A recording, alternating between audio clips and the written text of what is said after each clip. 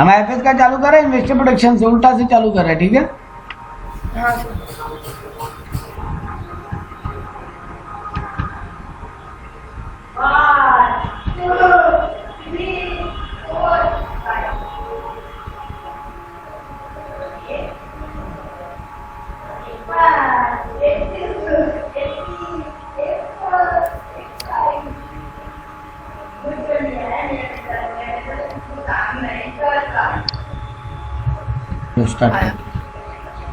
देखो investor protection act, पहला question क्या बोला, what do you mean by investor protection. Investor protection का मतलब क्या है, तो बोला investor protection means protecting the interest of the small investors from the onslaught of broker and other market intermediaries और ब्रोकर स्मॉल इन्वेस्टर का बहुत exploitation कर देते हैं, उनको नुकसान पहुंचा देते हैं, उनका ध्यान नहीं रखते, उसको प्रोटेक्ट करने के लिए गवर्नमेंट इन्वेस्टर प्रोटेक्शन एक्ट बनाए, ठीक है। हर रिकॉग्नाइज स्टॉक एक्सचेंज को क्या क्या बाई लॉज फॉलो कर, उसका अपना बाई लॉज होना चाहिए, क्या क्या रूल रेगुलेशन होगा इन्वेस्टर को प्रोटेक्ट करने के लिए, हर रिकॉग्नाइज स्टॉक एक्सचेंज को ये बनाना पड़ेगा। और इसका स्टेप्स कौन लिया, सेबी लिया, ठीक है। यही काम का बात है यहाँ पे। इसके अलावा यहाँ पे क्या बोला सर, सेबी ना ओम्बड्समैन बोल के भी एक स्कीम लेकर आया। अब ये ओम्बड्समैन क्या होता है सर, एक ऐसा आदमी जहाँ पे जाके इन्वेस्टर कंप्लेन कर सकता है, एक ऐसा डिपार्टमेंट जहाँ पे जाके इन्वेस्टर कंप्लेन कर सकता है। अगर तुम्हारे साथ क्या क्या गलत हो रहा है, तुम्हारा क्या क्या राइट्स है एज ए इन्वेस्टर, जिसके लिए तुम जाके कंप्लेन करोगे, तुमको सारा इंफॉर्मेशन मिले, अगर नहीं मिल रहा है तो तुम कंप्लेन करो कि कंपनी तुमको सारा इंफॉर्मेशन नहीं दे रहा है, कब मीटिंग है, कब डिविडेंड डिक्लेयर कर रहा है, कब बोनस देगा, ये सब इंफॉर्मेशन तुम्हारे पास नहीं आ रहा है, सिर्फ बड़ा प्लेयर के पास जा रहा है। कंपनी और शेयर इशू कर रहा है, तुमको बोला ही नहीं। रूल है ना, जब फर्दर इशू करे और नया शेयर तो पुराने शेयर होल्डर को पहले ऑफर करना चाहिए, राइट इशू। अगर कंपनी वो फॉलो नहीं कर रहा है तो ब्रोकर तुमसे 2.5% से ज्यादा ब्रोकरेज चार्ज कर रहा है तो मैक्सिमम ब्रोकरेज 2.5% अलाउड है कॉन्ट्रैक्ट प्राइस का। अगर ब्रोकर उससे ज्यादा कमीशन खा रहा है, कंप्लेन करो। तो ऑब्टेन डिलीवरी ऑफ शेयर, तुम्हारे अकाउंट में शेयर 2 दिन के अंदर में नहीं आ रहा है, जिस दिन तुम पेमेंट कर रहे हो, तुमको कॉन्ट्रैक्ट नोट प्रॉपर्ली नहीं मिल रहा है, ये सब अगर नहीं हो रहा है तो तुम्हारा राइट बनता है, तुम कंप्लेन करो। क्यों आज की डेट में इन्वेस्टर को प्रोटेक्शन का जरूरत पड़ गया, ताकि इन्वेस्टर कॉन्फिडेंट रहे कि हमको मार्केट में इन्वेस्ट करना है।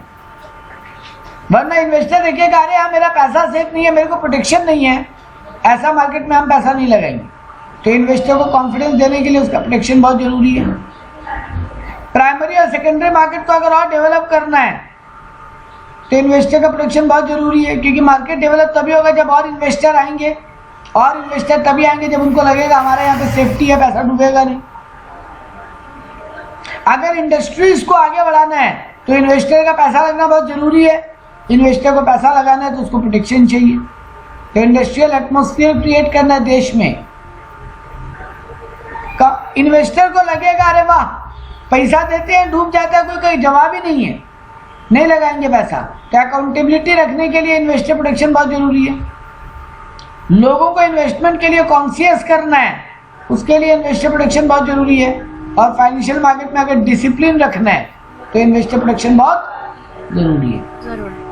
अगला बहुत इंपॉर्टेंट क्वेश्चन है, बोल रहे हैं कि ग्रेवियंस सेल बनाया। ग्रेवियंस सेल, ग्रेवियंस का मतलब क्या होता है, प्रॉब्लम्स, और सेल मतलब एक डिपार्टमेंट जहां जाके आप अपना प्रॉब्लम बताओगे। तो ग्रेवियंस सेल होता है स्टॉक एक्सचेंज में, उसका काम क्या है, उसका फंक्शन क्या है। सर सबसे पहले तो बोला हर स्टॉक एक्सचेंज के पास एक ग्रेवियंस सेल होना चाहिए। इंडिया में फिलहाल 2 स्टॉक एक्सचेंज है, BSE और NSE, है ना। इन दोनों का ग्रेवियंस सेल है, जहां अगर इन्वेस्टर को प्रॉब्लम है तो कंप्लेन कर सकते हैं। सर क्या क्या करेगा ये डिपार्टमेंट, सर सबसे पहले तो ग्रेवियंस को रिकॉर्ड करेगा, जो भी लोग कंप्लेन लेकर आएगा उसको रिकॉर्ड करेगा। अब एनालाइज करेगा किस नेचर का ग्रेवियंसेस है। अगर एक जैसा बहुत सारे लोग का ग्रेवियंस है उसको एक ग्रुप में डालेगा। जो भी इन्वेस्टर है जिसको नुकसान हुआ है इस प्रॉब्लम के कारण उसको कॉल करेगा, बुलाएगा, आओ मीटिंग करने।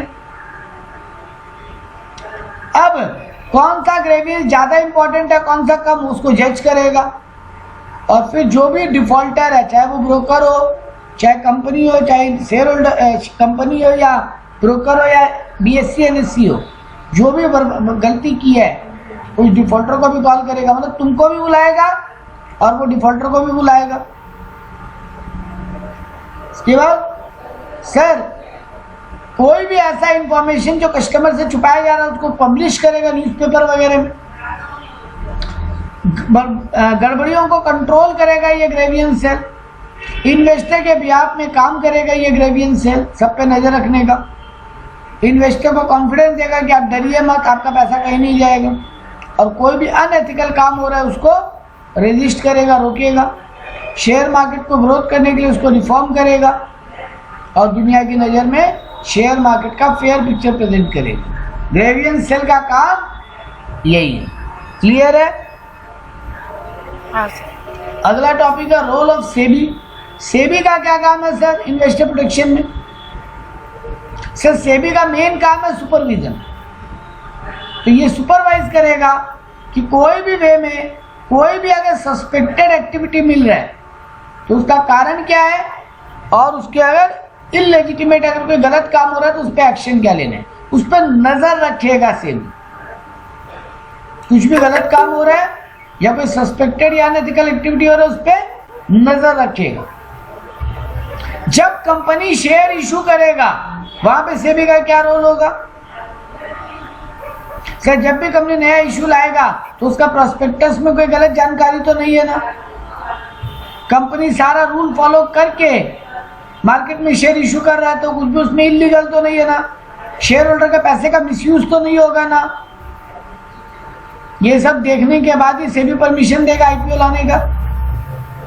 कंपनी का आर्टिकल एसोसिएशन में उसका परमिशन है तो, कंपनी जनरल मीटिंग कॉल किया है तो ठीक से अप्रूवल लिया है उसके बाद ही IPO ला रहे हैं तो, कंपनी अगर बोनस शेयर दे रहा है तो 6 महीने के अंदर अंदर अप्रूवल लिया है कि नहीं? Partly paid up share capital को कंपनी बोनस तो नहीं दे रहा है ना, फुल्ली पेड अप को बोनस दे रहा है तो एक बार बोनस दे दिया दोबारा 12 महीना में कोई बोनस या राइट इशू दे दिया एक बार सॉरी, उसके बाद 12 महीना तक बोनस नहीं दे रहे तो ये सब चीजों पे सेबी नजर रखेगा। शेयर ब्रोकर के क्या काम पे सेबी का क्या काम होगा? शेयर ब्रोकर पे नजर रखने का। ब्रोकर एक्सेस कमीशन तो नहीं कमा रहा है ना? ब्रोकर सारा रूल कंप्लाई कर रहा है कि नहीं? ब्रोकर प्रॉपर रजिस्ट्रेशन लिया है कि नहीं? ब्रोकर खुद कोई गैम्बलिंग तो नहीं कर रहा है जानबूझ के अप डाउन करवाने के लिए मार्केट को? ये सब ब्रोकर पे नजर रखेगा। Role of SEBI regarding investor. Investor के लिए सेबी का क्या रोल होगा? वो ग्रेवियंसेस सेल बनाया गया है कि नहीं स्टॉक एक्सचेंज द्वारा? कितना ग्रेवियंसेस सॉल्व हुआ, कितना ग्रेवियंसेस सॉल्व नहीं हुआ, क्यों नहीं हुआ, उसका रीजन पूछेगा वो। कोई इलीगल अगर स्पेकुलेशन हो रहा है मार्केट में, जानबूझ के मार्केट को अप डाउन करवाया जा रहा है तो उसको प्रिवेंट करेगा सेबी, उसको रोकेगा सेबी। क्रेडिट रेटिंग एजेंसीज जो कंपनियों को क्रेडिट रेटिंग देती है जिसको देख के इन्वेस्टर पैसा लगाते हैं, वो रेटिंग ठीक से मिला है कि नहीं? प्रॉपर रिस्क के हिसाब से चेकिंग हुआ है कि नहीं? कौन रिस्की कम रिस्की कंपनी है, कौन ज्यादा रिस्की कंपनी है, उसी हिसाब से रेटिंग दिया गया है कि नहीं? जो मर्चेंट बैंकिंग है जो कंपनियों का पैसे का लेन देन करता है शेयर मार्केट में, उनका प्रॉपर रूल कंप्लाई हो रहा है कि नहीं? इन सब पे से भी नजर रखिए। ठीक है, क्लियर है? हेलो हाँ सर मैं तब से बोले जा रही हूँ, मेरी माइक ही बंद है। Discuss the role of judiciary in investor protection. Court का क्या रोल है? तो देखो एक एक करके सबका रोल का बात हो रहा है। ग्रेवियंस सेल का क्या रोल था, सेबी का क्या रोल, अब कोर्ट का क्या रोल? कोर्ट ये देखेगा कि कोई भी अगर मैनेजमेंट सिस्टम में चेंज आ रहा है कंपनी के या स्टॉक एक्सचेंज के, तो जुडिशरी का ये रोल है कि उसके लिए वहां से प्रॉपर ऑर्डर पास हुआ है, सही से काम हुआ है कि कंपनी का मैनेजमेंट बदल रहा है, ब्रोकिंग हाउस का या फिर स्टॉक एक्सचेंज का मैनेजमेंट बदल रहा है, तो कोर्ट से अप्रूवल लेके बदलना पड़ेगा। कोर्ट ये देखेगा अप्रूवल देना है कि नहीं। कभी कभी कंपनी बदमाशी कर रहा है, शेयर होल्डर का पैसा अटका हुआ है, कोर्ट कंपनी को ऑर्डर देगा इस शेयर होल्डर का सारा शेयर कंपनी वापस खरीदे और इस शेयर होल्डर को रिलीज करे। मान ले मेरे पास रिलायंस का 1000 शेयर है, अब मेरे को बहुत सारा इश्यूज हो रहा है, कंपनी सॉल्व भी नहीं करके दे पा रहा, बट अब हम पैसा लगा के फंस गया, कोर्ट ऑर्डर पास करेगा कि भैया इसका तुम प्रॉब्लम सॉल्व नहीं कर पा रहे हो, इसके शेयर का पूरा पैसा लौटाओ, इससे शेयर वापस ले लो। तो कंपनी को अपना शेयर वापस परचेज करने का डायरेक्शन देगा। कोर्ट बोलेगा कंपनी अपना कैपिटल को रिड्यूस अगर कर रहा है तो कोर्ट से बिना अप्रूवल लिए नहीं करेगा। कंपनी कोई एग्रीमेंट कैंसिल कर रहा है शेयर वगैरह का तो बिना अप्रूवल के कैंसिल नहीं करेगा। कंपनी अगर अपना काम ठीक से नहीं कर रहा तो उसका डायरेक्शन कोर्ट देगा। कई मैटर में कोर्ट इंटरिम ऑर्डर पास करेगा कि एक बार के लिए कंपनी ये काम करे, बाकी फाइनल डिसीजन आने के बाद देखेंगे। अब केस तो कई बार लंबा लंबा चलता है, सर लंबा केस चल रहा है तो तब तक क्या होगा, तब तक गड़बड़ी होने दें क्या? कोर्ट बोलेगा ना रे, एक काम करते हैं अभी के लिए ये ऑर्डर पास कर देते हैं, जब तक फाइनल आंसर नहीं आता, जजमेंट नहीं आता, तब तक कंपनी ये काम करे, बाकी फाइनल जजमेंट के बाद देखेंगे। तो कोर्ट ऐसा भी ऑर्डर पास करता है, ये भी कोर्ट का काम है। मेमोरेंडम आर्टिकल में कई बार चेंजेस करवाता है कोर्ट कंपनीज के एक्ट के हिसाब से। कोर्ट ऑर्डर पास करेगा कि आपके मेमोरेंडम आर्टिकल में गड़बड़ है, इसको चेंज करो और आरओसी को दोबारा सबमिट करो। कोर्ट शेयर होल्डर को कॉम्पनसेशन दिलाएगा अगर उसके साथ कुछ गलत हुआ है तो। कोर्ट डायरेक्टर या मैनेजर को रीअपॉइंट करवाना है या नहीं करवाना है, कई बार कोर्ट डिसीजन पास करेगा। मान लो कोई आदमी गलत काम करते हुए पकड़ा गया, उसको सैक कर दिया गया है, तो अगले 5 साल तक दोबारा वो डायरेक्टर नहीं बन पाएगा, ये ऑर्डर कोर्ट पास करेगा। तो कोर्ट ये भी देखता है कि कोई आदमी गलत काम करके कंपनी से निकाला गया तो दोबारा अपॉइंट नहीं हो। कोर्ट अगर लगता है कि कंपनी गड़बड़ कर रहा है तो कोर्ट कंपनी को बंद करने का भी ऑर्डर पास करता है। कोर्ट लिक्विडेटर अपॉइंट करता है। अगर कोई कंपनी इंसॉल्वेंट होकर बंद हो रहा है, कंपनी डिसोल्यूशन होता है या लिक्विडेट होता है, तो एक आदमी आता है कोर्ट की तरफ से जो सारा एसेट बेचेगा, सारा लायबिलिटी का पैसा चुकाएगा। क्योंकि अगर कंपनी खुद ये काम करेगा तो बोल ही सकता है कम दाम में एसेट बिका और बाकी पैसा मार लिया, क्रेडिटर वेडिटर को बोला उतना पैसा रिकवर नहीं हुआ, आपका उतना पैसा नहीं दे सकते। ये सब बदमाशी कंपनी कर सकता है। इसके लिए सेंट्रल गवर्नमेंट या कोर्ट ही लिक्विडेटर अपॉइंट करेगा और वो सारा काम देखेगा ताकि कंपनी कोई गड़बड़ न करे। अगला है role of media in investor protection. बहुत बार आया, देखो सर मीडिया का क्या काम है? सर सबसे पहले बात तो शेयर प्राइसेस वगैरह पब्लिक को बताता है मीडिया। आप लोग देखते हो ना, शेयर मार्केट का न्यूज चैनल है बहुत सारा, CNBC, आवाज, वो सब क्या काम करता है? सर वो सब मार्केट के बारे में इंफॉर्मेशन भी देता है और वो मीडिया ही बना एक तरीके से, वो लोग आपको मार्केट के बारे में इंफॉर्मेशन भी देता है और आपको हर रोज शेयर का क्या दाम चल रहा है नहीं चल रहा है वो नीचे प्राइसेस दिखाता है। हाँ, तो प्राइस के बारे में अपडेट देता है आपको, शेयर प्राइस को पब्लिश करता है, हम बोला आपको इंफॉर्मेशन पब्लिश करता है बहुत सारा, आपको शेयर मार्केट का नॉलेज देता है। जिनको शेयर मार्केट का समझ नहीं है वहाँ बहुत सारे लोग बैठते हैं, एक्सपर्ट्स। मार्केट में क्या क्या इन्वेस्टर को वेरिएंसेस आया वो हाईलाइट करता है। कभी भी कोई नया लफड़ा या नया घपलाबाजी आए तो उसको हाईलाइट कौन करेगा? मीडिया ही तो करेगा। एडवर्टीजमेंट, कंपनी का एडवर्टीजमेंट भी आप टीवी वगैरह में देखते हो, न्यूज चैनल वगैरह में, तो मीडिया में एडवर्टीजमेंट आता है कंपनी का।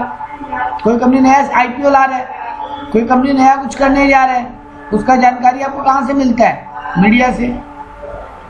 शेयर ब्रोकर अगर कोई बदमाशी करेगा तो मीडिया ही उसको पब्लिश करेगा ताकि लोगों को पता चले कि ये ब्रोकर बदमाशी कर रहा था, सेबी को पता चले ये ब्रोकर बदमाशी कर रहा था, उस पर पेनल्टी लगेगा, उस पर बैन लगेगा। चेंबर ऑफ कॉमर्स का अरेंज करता है। मीडिया में बोले ना, बड़ा बड़ा इन्वेस्टर्स आके बैठता है, बड़ा बड़ा बिजनेसमैन लोग आके बैठता है, वहाँ मीटिंग होती है, लोगों को जानकारी मिलती है। कंपनी अगर डिविडेंड डिक्लेयर किया है तो मीडिया में आपको पता चलता है अच्छा ये कंपनी भी डिविडेंड डिक्लेयर की है, मीडिया उसका भी आपको पब्लिकेशन देता है।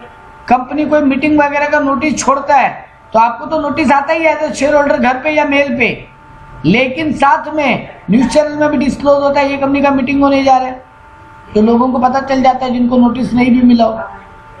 कोई कंपनी बंद होने जा रहा है ये भी मीडिया ही पब्लिश करता है कि ये कंपनी बंद होने जा रहा है। कोई कंपनी रिकंस्ट्रक्ट हो रहा है, मतलब अमालगमेशन हो रहा है, मर्जर हो रहा है, कोलैबोरेट कर रहा है, तो इसका न्यूज भी आपको मीडिया ही देता है।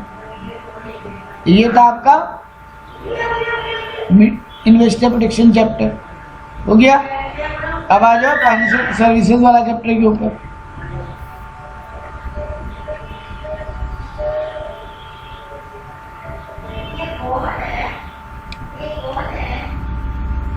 फाइनेंशियल सर्विस चैप्टर ये बोल रहे कौन कौन सी फाइनेंशियल इंस्टीट्यूशंस और क्या क्या सर्विस देती है। तो सबसे बड़ा तो बोला merchant banking, and what are the major functions of merchant banker, बहुत बार आया एग्जाम में।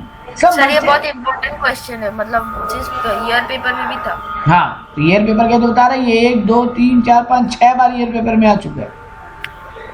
ये जो क्वेश्चन के बाद स्टार बना हुआ है ना बेटा, ये इसी बात का बना हुआ है कि कितनी बार ईयर पेपर में आ चुका है। अच्छा, हम लोगों को लगता था इम्पोर्टेंट है। हाँ, तो इम्पोर्टेंट मतलब कितनी बार इम्पोर्टेंट, कितना इम्पोर्टेंट, 2 स्टार मतलब 2 बार एग्जाम में आ चुका है। अच्छा। और ये 2018 तक का ही बात हो रहा है, इसके बाद 4 साल में और कई बार आ गया होगा, क्योंकि ये नोट 2018 तक का ही है। मर्चेंट बैंकिंग क्या है सर? एक स्किल ओरिएंटेड प्रोफेशनल सर्विस है जो कि कौन प्रोवाइड करता है? मर्चेंट बैंकर, मतलब नॉर्मल बैंक। किसको प्रोवाइड करता है? कंपनीज को। उनके फाइनेंशियल नीड को पूरा करना, उनको पैसा अरेंज करके देना, उनको बाकी मैटर में भी मदद करना, उनका शेयर बिकवाने में मदद। अब कोई कंपनी अगर शेयर बेच रहा है तो पैसा कहाँ आएगा? एक बार कंपनी के बैंक अकाउंट में नहीं आता, कंपनी एक मर्चेंट बैंकर अपॉइंट करता है, वहां सेपरेट बैंक अकाउंट खोलता है, सारा पैसा वहां जाएगा। तो ये मर्चेंट बैंकर बहुत सारा काम कर रहा है, ये आपको फंड भी दे रहा है, ये आपको फाइनेंशियल सर्विसेज में हेल्प भी कर रहा है। तो मर्चेंट बैंकर क्या है? Any person who is engage in the business of issuing management either by making arrangement regarding selling, buying and subscribing of shares। हम बोला ना, आपका शेयर बिकवाएगा, आपका शेयर को खुद खरीदेगा या किसी और को बिकवाएगा, आपको मैनेजर के रूप में काम करके देगा, आपका कंसल्टेंट के रूप में काम करके देगा, आपका एडवाइजर के रूप में काम करके देगा। तो केवल फंड मैनेज नहीं कर रहा है, वो आपका कंसल्टेंट और एडवाइजर भी है। तो ये सब काम है। तो देखो यहाँ पे बोला वो आपका एज ए कंसल्टेंट काम करेगा, उसका फंक्शन क्या है? तो कोई एक बैंक को आप मर्चेंट बैंकिंग अपॉइंट करोगे अपना मर्चेंट बैंकर, वो बैंक आपको क्या काम करके देगा? आपको कंसल्टेंट कैसे मनी कलेक्ट करे, कहाँ इन्वेस्ट करे, कहाँ से एसेट एक्वायर करे, सब में मदद करे। जब आप नया इशू लाते हो, नया शेयर इशू करोगे मार्केट में, आपका शेयर बिकवाने में मदद करेगा, आपका पैसा एक जगह जमा लेने में मदद करेगा। सर ये भी आपका शेयर बिकवाएगा, यानी ये भी अंडर राइटिंग का काम करेगा एजेंट की तरह। कैपिटल मार्केट को एक्सपेंशन में हेल्प करेगा, ये आपका को रिलेटर होगा, बाकी इन्वेस्टर्स और आपके बीच में वो एक एजेंट की तरह काम करेगा, को रिलेट करेगा आपको। फॉरेन कंपनी के साथ आपका बातचीत में मदद करेगा, आपका पैसा आपको कहाँ इन्वेस्ट करना है वो भी आपको बताएगा। सर आपका नया, अगर आप न्यू एंटरप्रेन्योर हो और आपको बिजनेस का आइडिया नहीं है तो आपको मैनेजमेंट, मार्केटिंग इसमें भी मदद करेगा, आपको एक्सपर्ट एडवाइस देगा। अगला पॉइंट वही बोला, आपको एडवाइजरी करेगा। वो प्रोफेशनल है, वो लोग एकदम, उनके पास टीम है पूरा, जो लोग कोई लॉ पढ़ा हुआ है, कोई सीए पढ़ा हुआ है, कोई कुछ पढ़ा हुआ है, तो लोग आपको एक्सपर्ट एडवाइस भी देगा। प्रोफेशनल सर्विस, आपका कोई चीज का वैल्यू कैलकुलेट करना है वो सब भी मदद करके देगा, और आपको अलर्ट भी करेगा कि कहाँ आप इन्वेस्ट किए हो, वहाँ कितना रिस्क है, तो आपको रिस्क कैलकुलेशन में मदद करेगा जहाँ जहाँ आप इन्वेस्ट कर रहे हो एज ए कंपनी। तो आपको इन सब चीज़ों में ये मर्चेंट बैंकर मदद करेगा। नेक्स्ट बोला discuss the importance role of merchant banker. Again भाई क्वेश्चन इसमें कुछ नया नहीं है, देखो नाम पलट लिया, खाली वहाँ फंक्शन पूछ लिया या इम्पोर्टेंस या रोल पूछ लिया, बात तो एक ही हो। देखो सब सेम पॉइंट दिया, वो अंडर राइटर का रोल प्ले कर रहा है, वो नया इशू में ऑपरेशन में मदद कर रहा है, पैसा कलेक्शन करने में, वो आपका रिस्क रिड्यूस कर रहा है, वो इन्वेस्टमेंट के लिए इनकरेज करता है लोगों को, वो आपका शेयर बिकवा रहा है, वो आपको कैपिटल प्रोवाइड कर रहा है नया एंटरप्रेन्योर को। सर वो इंटरमीडिएट का रोल यानी एजेंट का रोल प्ले कर रहा है, एक्सपर्ट या प्रोफेशनल सर्विस दे रहा है मेरे को, सर वो मेरा एडवर्टीजमेंट कर रहा है, ये उसका काम है। मार्केट को एक्सपेंड करने में मदद कर रहा है, मार्केट को एनलार्ज कर रहा है, आपको एक गुड जजमेंट करके दे रहा है चीज़ों को एनालाइज करने में, आपको स्पॉन्सर कर रहा है। सोसाइटी के पॉइंट ऑफ व्यू से उसका क्या रोल है मर्चेंट बैंकर का? सर वो मार्केट को स्ट्रेंथन करता है, फाइनेंशियल स्ट्रक्चर को, लोगों का स्टैंडर्ड ऑफ लिविंग बढ़ाता है, लोगों को इन्वेस्टमेंट करने का अपॉर्चुनिटी देता है, दो कंट्रीज के बीच में फ्रेंडली रिलेशनशिप बना के दे रहा है, बिजनेस में मदद कर रहा है, नया नया एंटरप्रेन्योर को इन्वेस्टर से कनेक्ट कर रहा है, मतलब देश का तरक्की करवा रहा है। अगला प्लेयर आ गया सेबी, क्या क्या सर्विस दे रहे हैं? सॉरी, एक मिनट गलती हुआ, SEBI regulation regarding the registration of merchant banker, ये उतना इंपॉर्टेंट नहीं है, लेकिन इसका अब बातें बहुत ज्यादा है, कोई बहुत हार्डकोर बात नहीं है। अगर आप मर्चेंट बैंकर बनना चाहते हो तो आपको कॉर्पोरेट बॉडी बना रहे, तो सेबी क्या बोला, मर्चेंट बैंकर जो होगा ना उसको रजिस्टर्ड कंपनी बना के आना पड़ेगा, मतलब मर्चेंट बैंकर एक रजिस्टर्ड कंपनी की तरह काम करेगा, should be a body corporate, मतलब एक कंपनी होना चाहिए मर्चेंट बैंकर, उसके पास अपना खुद का office space, office equipment, man power, यानी प्रॉपर इंफ्रास्ट्रक्चर होगा, तभी उसको मर्चेंट बैंकर का लाइसेंस मिलेगा। ये पढ़ क्या रहे हो आप कि मर्चेंट बैंकर का लाइसेंस क्या क्या क्राइटेरिया फुलफिल करने से मिलेगा। सर नीरज सर आप मर्चेंट बैंकर बनना चाहते हैं तो आपको ये नियम पूरा करना पड़ेगा, तभी आप मर्चेंट बैंकर का लाइसेंस ले पाओगे और मर्चेंट बैंकर का काम कर पाओगे। सबसे पहले आपको एक कंपनी फॉर्मेट में आना पड़ेगा, आप सोल प्रोप्राइटर पार्टनरशिप इनमें नहीं आ सकते। आपके पास खुद का प्रॉपर इंफ्रास्ट्रक्चर होना चाहिए पूरा, आपके पास एम्प्लॉयज होने चाहिए जो काम करके दे सके, पूरा ऑफिस इक्विपमेंट होना चाहिए, ऑफिस स्पेस होना चाहिए। आपके जो एम्प्लॉय होंगे ना वो प्रॉपर एक्सपीरियंस्ड होने चाहिए मर्चेंट बैंकिंग के काम के लिए। आपको लोगों के साथ डायरेक्टली इनडायरेक्टली रिलेशंस बनाना आना चाहिए। सर आपका अगेंस्ट में कोई कोर्ट केस वगैरह नहीं होना चाहिए शेयर मार्केट के अंदर, तभी आप मर्चेंट बैंकर का लाइसेंस पाओगे। अगर आपकी कंपनी का बैकग्राउंड क्लियर होना चाहिए। और आप कैसे इन्वेस्टर का इंटरेस्ट प्रोटेक्ट करोगे इसका आप पूरा प्लान बनाकर ला कर दो। क्या मर्चेंट बैंकर बन गए, आप कंपनी को पैसा अरेंज करने में हेल्प कर दिए, लेकिन इन्वेस्टर का पैसा डूबना नहीं चाहिए, इसके लिए कोई प्लान है आपके पास? अगर नहीं है तो बनाओ तब आपको लाइसेंस देंगे, ठीक है।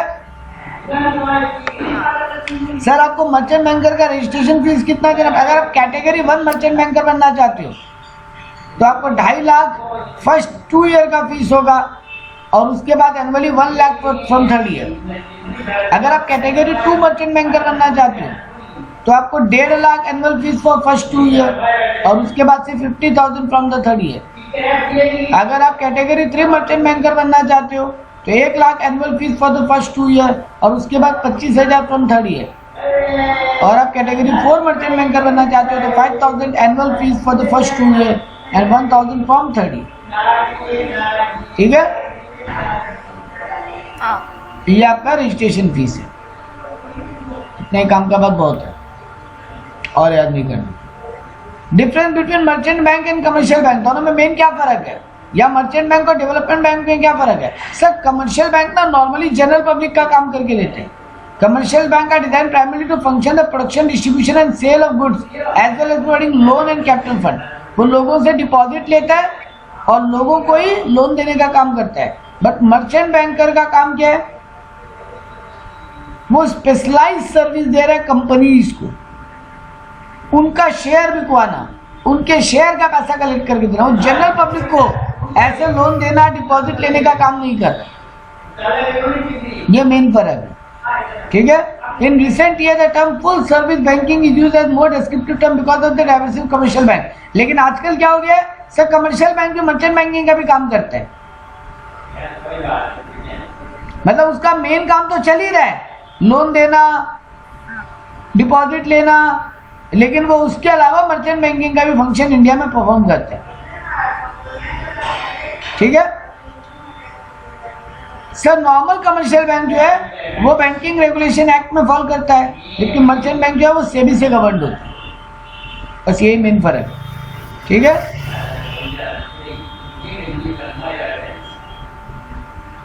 क्लियर है? अब बोला मर्चेंट बैंक और डेवलपमेंट बैंक में क्या फर्क है? सर डेवलपमेंट बैंक और मर्चेंट बैंक में बेसिक फर्क यही है, डेवलपमेंट बैंक जो है ना वो जो बिजनेस है उसको डेवलप करने के लिए मदद कर रहा है। जिन बिजनेस को नॉर्मल तरीके से उधार नहीं मिल सकता, डूबा हुआ बैंक बिजनेस है, लॉस मेकिंग बिजनेस है, उसको तो नॉर्मल लोन नहीं मिलेगा कहीं से भी क्योंकि ऑलरेडी डूबा पड़ा है, तो उनको मदद करता है डेवलपमेंट बैंक। जैसे कोई इंडस्ट्रियल और एग्रीकल्चर डेवलपमेंट के लिए खर्चा करना, तो जो डूबा इंडस्ट्रीज है, डूबा हुआ एग्रीकल्चर है, उनको मदद कर रहा है। जबकि मर्चेंट बैंकिंग ये नहीं कर रहा। मर्चेंट बैंकिंग शेयर बिकवाना, नया कंपनी को लॉन्च करने में मदद करना, वो सब कर रहा है। ठीक है, अगला फाइनेंशियल सर्विस आता है क्रेडिट रेटिंग, बहुत इंपॉर्टेंट है, 3 बार आया हुआ है। क्या है क्रेडिट रेटिंग? सर 2 वर्ड है, क्रेडिट और रेटिंग। क्या तुम्हारा कंपनी इन्वेस्टमेंट के लायक है? क्या तुम्हारा क्रेडिट वर्दीनेस है? क्रेडिट वर्दीनेस मतलब उधार चुकाने का क्षमता। तुमको स्टार रेटिंग मिलेगा। ऐसा बहुत सारा इंडिया में रेटिंग एजेंसी है, जैसे फिच है, एरॉन है, सबसे बड़ा नाम हम भूल रहे हैं, मेरा फ्रेंड ही जॉब करते हैं, क्या नाम था उसका, आएगा मुंह में तब बोलेंगे। ऐसा बहुत सारा रेटिंग एजेंसी है इंडिया में। ये लोग तुम्हारा कंपनी ट्रस्टवर्दी है कि नहीं इस बात का रेटिंग देते हैं। देखो ये लोग कभी ये नहीं बोलेगा कि पैसा लगाओ या मत लगाओ, ये लोग कभी बताएगा यहाँ इतना रिस्क है, यहाँ इतना रिस्क है। तुम्हारे ऊपर है रिस्क ले, तुमको लेने का मन है तो एज ए इन्वेस्टर, है ना। तुमको वो लोग A+, A, B+ ऐसे वैल्यूज देगा। जितना अच्छा रेटिंग उतना लेस रिस्क की कंपनी, और जितना कमजोर रेटिंग उतना more risk. Sir more risk तो मोर गेन, हाँ ऑब्वियस बात है। तुम्हारा मन है रिस्क लेने का और गेन कमाने का, लगाओ पैसा। ठीक है, तुम कितना सॉल्वेंट रहने के चांस में हो, तुम्हारा ट्रू वर्थ क्या है आज के दिन में, तुम्हारा ये सब वो लोग चेकिंग करेगा। क्या तुम, अगर तुमको उधार देने लायक हो तुम, क्या तुम उधार चुका पाओगे वापस? इस बात के लोग तुमको सिंबल्स देता है। ये लोग ऐसे 1, 2, 3 स्टार नहीं देता, ये लोग A+, A++, A- ऐसे रैंकिंग देते। ठीक है, तो यहाँ पे यही सब बताया। तो इनका मेन एडवांटेज क्या है? सर सबसे बड़ा एडवांटेज तो ये है कि जिस कंपनी को जितना अच्छा रेटिंग मिलेगा लोग उसमें उतना इन्वेस्ट करना चाहेंगे क्योंकि वो लेस रिस्की होगा। तो कंपनी के पॉइंट ऑफ व्यू से सोचो तो कंपनी को जितना अच्छा रेटिंग तो उतना ज़्यादा उधार मिलने का चांस, उतना ज़्यादा कैपिटल आने का चांस, उतना ज़्यादा शेयर बिकने का चांस। और इन्वेस्टर के पॉइंट ऑफ व्यू से सोचो तो तुम्हारा पैसा उतना ही सेफ। ठीक है, तो देखो ये वाला क्वेश्चन एग्जाम में दिया हुआ था, फंक्शन या importance of benefit of credit rating, क्या है बहुत बड़ा। तो सबसे पहले बात तो बोला वो लोग इन्वेस्टर को अलर्ट कर रहा है कि भैया यहाँ कितना रिस्क है, कम है कि ज्यादा है, कंपनी का फाइनेंशियल पावर चुकाने का वीकनेस है कि स्ट्रांगनेस है, ये सब बता रहे हैं। ये लोग क्वालिटी ऑफ सिक्योरिटी बता रहे हैं ना, ये कंपनी का शेयर अच्छा क्वालिटी का, कंपनी का शेयर कम क्वालिटी का। क्या कंपनी का नेगेटिव पॉइंट्स है वो भी बता रहे हैं, कहाँ वो इनकैपेबल है। वो लोग कंपैरेटिव करता है, 2 कंपनियों के बीच में कंपेयर करके दे रहा है, 2 ईयर के बीच में कंपेयर करके दे रहे हैं। और ये रिपोर्ट ना क्वार्टरली आता है, पीरियडिकली आता है। क्रेडिट वर्दीनेस का रिपोर्ट वो लोग टाइम टू टाइम मार्केट में रिलीज करता रहता है। साउंड कंसेप्ट रिगार्डिंग कंपनी के बारे में तुमको पूरा नॉलेज देगा, खाली रेटिंग नहीं देगा बेटा। ऐसा नहीं होगा कि खाली बस A+ बोल दिया, अरे क्यों A+ और क्यों नहीं A+, पूरा समझा के देगा। तो तुमको पूरा साउंड कंसेप्ट मिल जाएगा ना कंपनी के बारे में, किस किस चीज में कंपनी स्ट्रांग है और कौन कौन सा मैटर में कंपनी कमजोर है, तुमको दोनों एनालिसिस मिल जाएगा। अब तुम गेस करो, जिस चीज में स्ट्रांग है तो वो ज्यादा बढ़िया बात है कि जिस चीज में कमजोर है वो ज्यादा खराब बात है। अब उस हिसाब से तुम प्लानिंग करो इन्वेस्ट करने का। ये एक टाइप का स्पेशलाइज सर्विस है क्योंकि यहाँ पे एकदम प्रोफेशनल टीम बैठा हो जो करके दे रहे ना रेटिंग, तो कोई भी ऐसे नहीं होगा, 15-15, 35-35 साल, 20 साल का एक्सपीरियंस होता है काम का।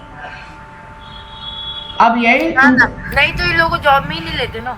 हाँ, help to share market functionary, इसी इनके मदद से शेयर मार्केट फंक्शन कर रहा है, क्योंकि जिसको जितना रेटिंग हिसाब से लोग पैसा लगाते हैं। इन्वेस्टर को एक टाइप का गाइडेंस हो।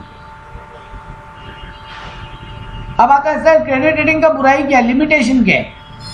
सर सबसे पहला बात तो लोग इनको ब्लाइंडली फॉलो करने लगते हैं। ये लोग कभी नहीं बोला कि यहाँ पैसा मत लगाओ और यहाँ पैसा लगा दो। ये लोग सिर्फ ये बोलता है ये रिस्की कम है, ये रिस्की ज्यादा है, ठीक है ना। लेकिन लोग क्या करते हैं, अरे इसको A+ रेटिंग मिला, लगा दो इसमें पैसा। अरे भाई वो बोला है कम रिस्की है, ये थोड़ी ना बोला रिस्की नहीं है। अच्छा रेटिंग मतलब लेस रिस्क, जीरो रिस्क नहीं। वो इतना समझता ही नहीं है, बस लगा दो। लोग देखता है वाह, जैसे अपने टीवी फ्रिज लेने जाते हैं, अपने देखते हैं 4 स्टार बना हुआ, ये अच्छा ही होगा। हाँ ना। अरे वो 4 स्टार किस चीज पे है वो तो गौर करो बेटा जी। वो 4 स्टार केवल एनर्जी एफिशिएंसी का है कि इलेक्ट्रिक बिल कम आएगा कि ज्यादा आएगा। बट लोग क्या देखते हैं 4 स्टार मतलब इसका सब कुछ ही अच्छा होगा। तो ये भाई वो 4 स्टार सिर्फ और सिर्फ एनर्जी एफिशिएंसी के लिए, क्वालिटी ऑफ द रेफ्रिजरेटर के लिए नहीं है ना। बट लोग वही गेस कर लेते हैं। लोगों को क्या लगता है कि अरे भाई, अरे इस प्रोडक्ट को 5 स्टार मिला हुआ, बस सबसे अच्छा। हाँ सबसे अच्छा यही है। हाँ, डिफरेंस ऑफ रेटिंग, अलग अलग एजेंसी अलग अलग रेटिंग दे रहा है, लोग कंफ्यूज। तो कई बार ये क्रेडिट रेटिंग और कंफ्यूजन ही क्रिएट कर देते हैं। ओरिजिनल प्राइस ही किसी को नहीं पता होता है, नहीं पता चल पाता।